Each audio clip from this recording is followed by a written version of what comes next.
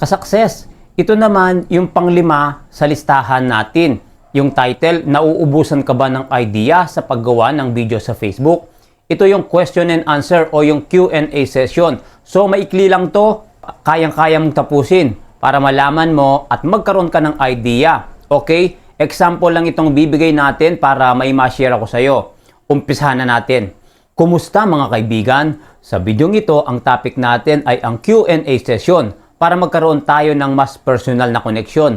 Hayaan ninyo akong sagutin ang inyong mga tanong at malaman natin ang tanong ng bawat isa. So nais ko sanang malaman kung ano ang mga katanungan ninyo tungkol halimbawa sa Facebook, especially sa rules para hindi tayo magkaroon ng violation, para tuloy-tuloy ang paggawa natin ng video at kung ano ang pwede nating maitulong sa kapwa content creator na kaya nating sagutin lalo na sa mga baguhan. Pwedeng itanong ang mga anumang nais mong malaman at pwede nating pag-usapan. Paki-comment sa baba ang iyong mga tanong para masagot natin at pag nabasa ko. At huwag kayong mahiya kahit ano pa yan. Gusto ko kayong makilala ng mas mabuti at makipag-ugnayan sa inyo.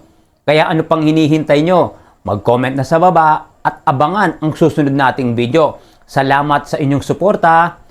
Sa mga kaibigan, kita-kits tayo, okay, sa mga comment section natin. Ayun guys, sana may natutunan kayo kahit papano sa simpleng halimbawa na binigay ko sa inyo.